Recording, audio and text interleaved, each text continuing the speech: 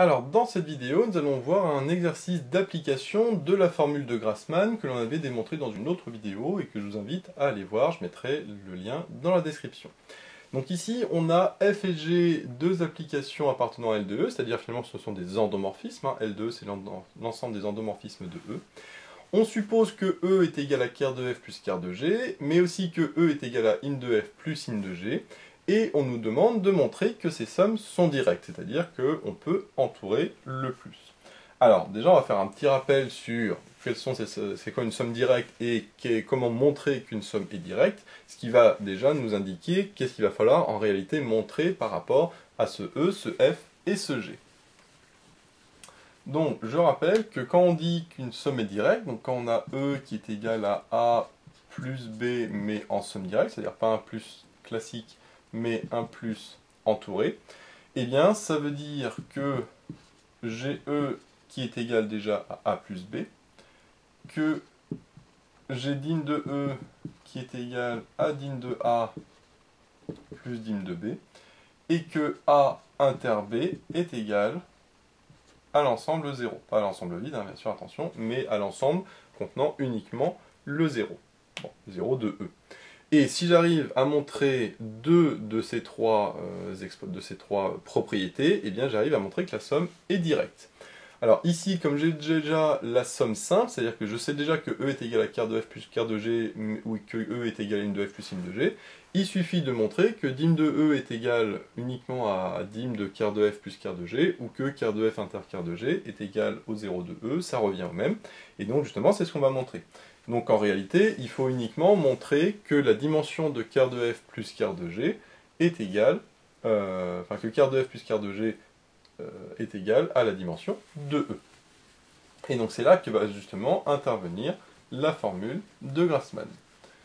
Donc je rappelle la formule de Grassmann de manière générale, c'est que quand j'ai E qui est égal à f plus g avec f et g des ensembles, j'ai la dimension de E qui est égale à la dimension de f plus la dimension de g moins la dimension de f inter g.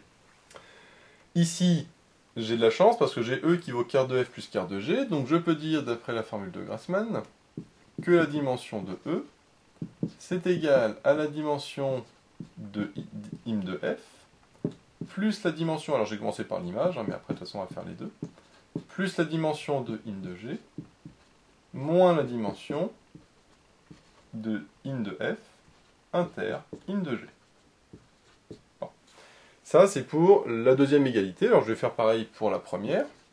J'ai inversé les deux, mais de toute façon, ça revient au même.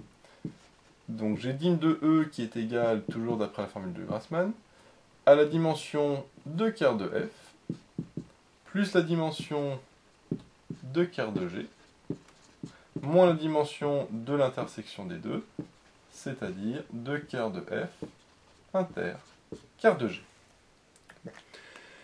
Donc là, d'après ce qu'on a dit précédemment sur les sommes directes, pour montrer que la somme est directe, il faut montrer que dim de E est égal à dim de ker de f plus dim de ker de g, mais si c'est égal à la dimension de ker de f plus ker de g, ça veut dire que cette dimension-là est égale à 0. Donc en réalité, il faut que je montre que la dimension de ker de f inter ker de g est égale à 0, et de la même manière que la dimension de in de f inter in de g est égale à 0. Ce qui voudra dire que ker de f inter ker de g est égal à l'ensemble contenant 0, et pareil pour in de f inter in de g. C'est pour ça que précédemment j'ai redit que ça revenait au même. Alors là, la petite astuce, ça va être d'utiliser une équation supplémentaire qui va être le théorème du rang. Alors je dis une équation, mais en réalité ça va être deux équations supplémentaires, mais qui sont issues du même théorème, qui est le théorème du rang. Et que nous dit le théorème du rang?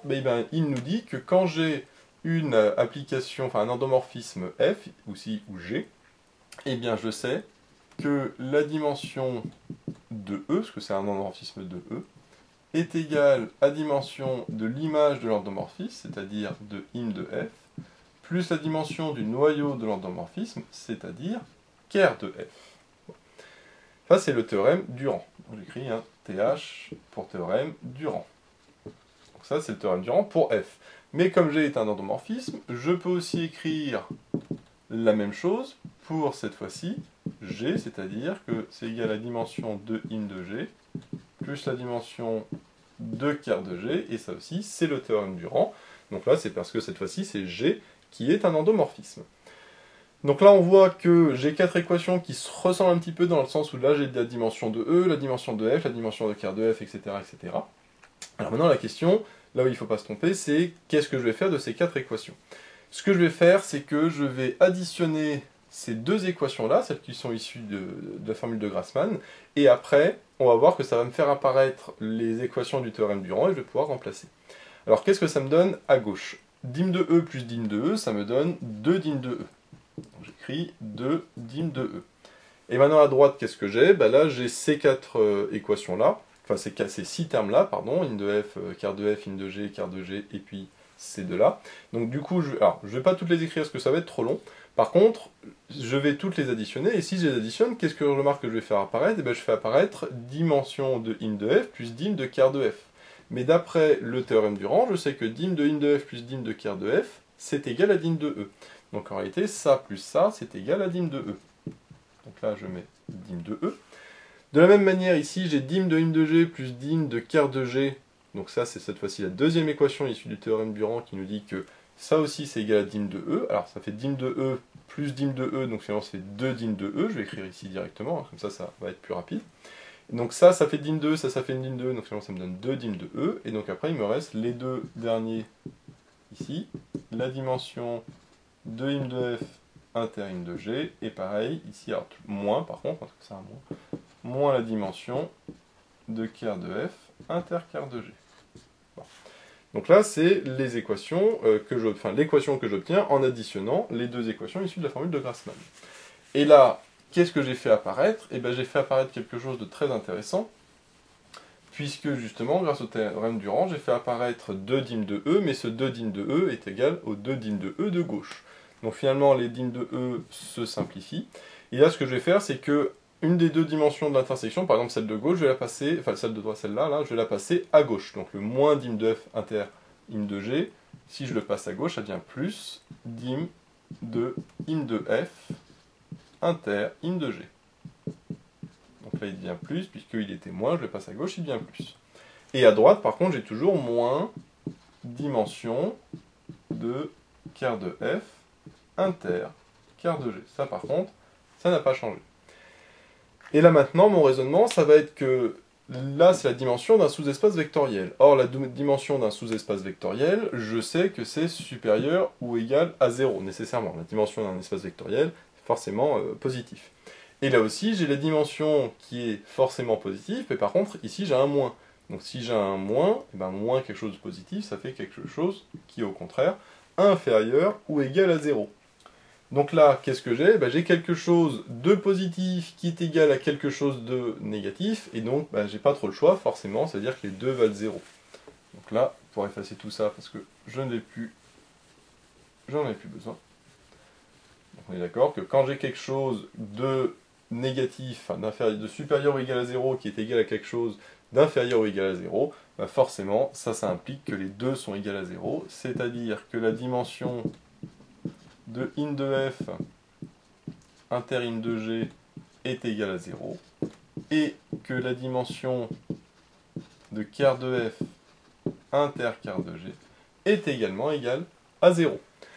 Et là, c'est exactement ce que j'avais dit au début, hein, c'est que j'ai montré que la dimension de l'intersection des deux est égale à 0, et donc d'après la formule de Grassmann, ça veut dire que finalement j'ai dim de E qui vaut dim de quart de F plus dim de quart de G, parce que ça, normalement, d'après ce qu'on a vu, c'était moins cette dimension-là, mais donc cette dimension-là qui vaut 0. Donc finalement, j'ai bien dim de E qui vaut dim de quart de F plus quart de G, et dim de E qui vaut dim de in de F inter in de, plus dim de in de G.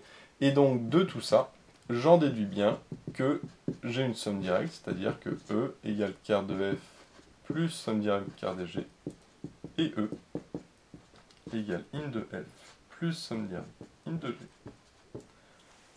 Donc voilà, j'ai bien montré mes deux sommes directes, puisque j'ai l'intersection des deux ensembles qui est égale à 0.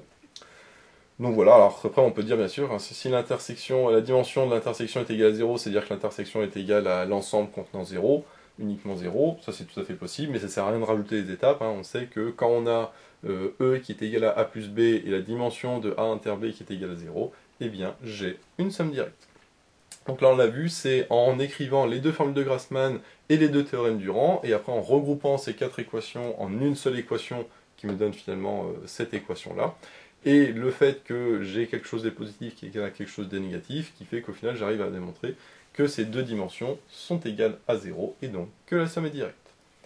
Donc voilà, j'espère que cette vidéo vous sera utile. N'hésitez pas à vous abonner pour être au courant des nouvelles vidéos qui sortiront. J'ai mis le lien dans la description vers l'énoncé de l'exercice, ainsi que vers d'autres exercices sur ce chapitre. J'ai également mis le lien vers la page Tipeee où vous pouvez soutenir Méthode Math. Et moi je vous dis à bientôt pour de nouvelles vidéos.